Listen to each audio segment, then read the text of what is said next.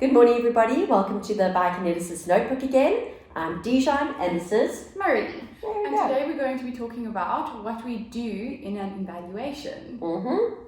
So obviously evaluations are very important to do because Yes, we need to know what's cracking in your body. exactly. Physically and not physically.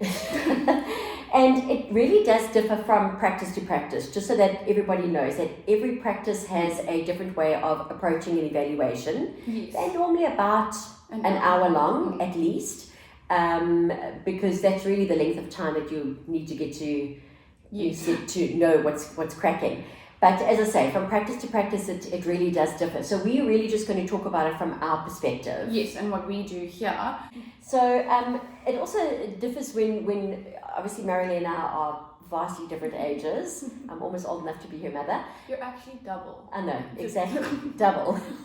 So when we were studying, we also did evaluations slightly differently, even though we studied at essentially the same university. Yes. In my day, it was called UPE. And with me, it's NMU currently. Currently, yes.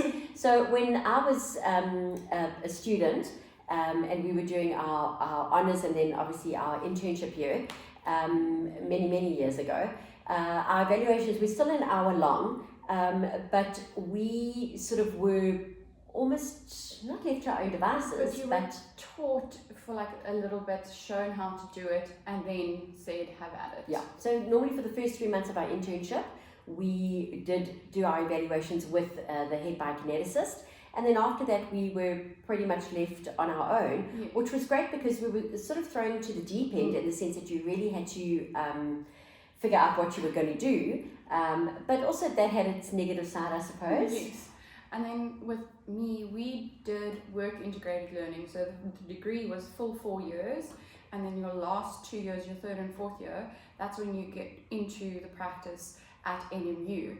And you get thrown in with patients, but there's always a bio overseeing.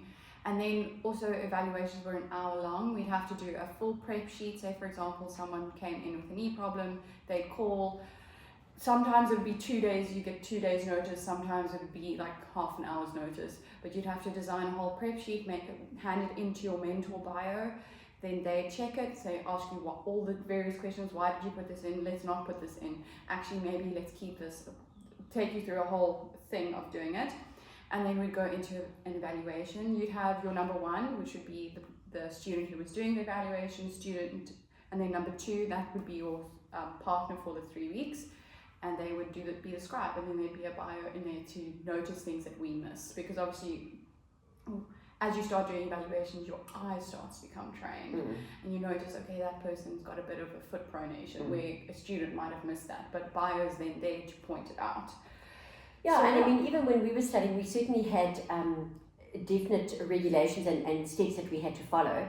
And I think what sort of made me kind of change the way that I approach evaluations now, having had my own practice, is that I didn't really like the fact that patients would get sort of like a form with a yes/no questions, as in fill in have you had low back pain? Yes, no. Have you had this? Yes, no.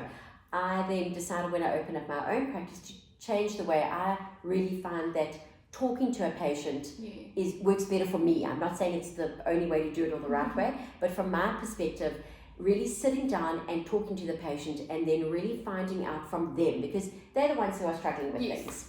So that's how I sort of run things. There is obviously certain forms you have to fill in by law, which is fine. But as I say, it's more about talking. And the medical history behind what's happening. So it was a big adjustment, or not adjustment, but different way of doing things when I came in to work here, and seeing that it doesn't have to be like that big pay. So regimental. Yes. So it's so let's quickly dive into how we do our assessments. Yeah. So basically, a patient will obviously be either referred here by a doctor, a friend, a physio, a chiro, whoever, or they find it online, on Google, on our website, all of that kind of jazz. We are on Google and Instagram and Facebook. Yes, and a website's coming soon. Yes. Just so you know. So they will make an appointment, and then we set aside an hour-long assessment with them. And then we basically go through a full, as I always say to the patient when they make the appointment, we will go through a full medical history, which to me can almost take up at 30 least minutes, half of the yes, session, yeah. because, and I ask questions from do and gone, like when you were 20, what happened? Yes. Because everything has a history and everything leads up to where the person is at that time. Yeah. And then we do a full physical assessment as Yes, well. yeah. So we'd look at posture, we'd look at range of motion, and sometimes we even look at strength if it warrants it in the assessment. But the whole point, majority of the time, is for them to build strength. So we have a baseline of what they look like and how they move, and then we take it from there and start prescribing a program that we do in the sessions. And for me, it's really important to find out what movements or what positions cause the patient discomfort, yes, or relieve discomfort, because at the end of the day, that's the most important thing. We're trying to help the patient get rid of pain, not increase pain. So for instance, if a patient says, I cannot get up and down off the floor, then I don't make them get up and down off the floor in the assessment. So one of the things I ask as well, because obviously when I do the group classes, yeah, I need to know if you can get onto the floor so I can do those exercises or not.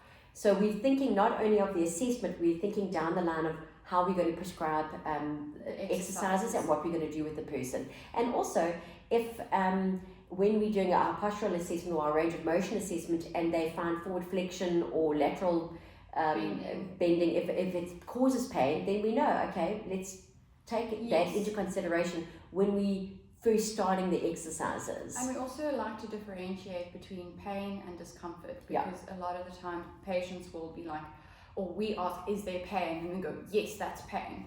And then when I ask, what kind of pain is it? Is it sharp shooting or a dull ache? That kind of gives us an indication of, can we kind of work through it, or is it the patient cannot actually go further than that? And I also, one of the last sort of things is that I also always ask about pain scale. So from 1 to 10, 1 being no pain, 10 being excruciating. And I use that as a benchmark and I make that in my notes as to what they've said. Yes. And then every couple of weeks, as we're going through those sessions, I will then ask them again, what's your pain scale now? Yes. On a good day, on a bad day. And then I can refer back to my notes and say, okay, actually, their pain scale used to be an 8 and it was 7 days a week. Yes. Now it's sitting at a 5 and they have more good days than bad days. So it's a nice sort of easy way to look at things. Yeah. And so that's basically it. That's what we do. When you come with us, it's a lot of talking, it's a lot of gaining information from the patient, because nobody knows your body better than what you do. Exactly. So it's not a scary lab kind of thing. It's come in, have a chat, and that's basically where we find out most of the information. And then even throughout the assessments, like the small little range of motion, posture kind of things, we continue to chat, because sometimes the patient remembers, or we remember a question that we want to ask, and sometimes we forget to ask a question, and then we just write a note the next time we see them, we ask. So it's not like it's not a big, intense kind of assessment. Because it can be scary for some patients. They think, oh, geez, I'm going for an assessment. And especially when you don't know what biokinetics is and what we do. So let us know in the comments if you learned anything. We are excited to hear about your feedback. Have a great week. Cheers.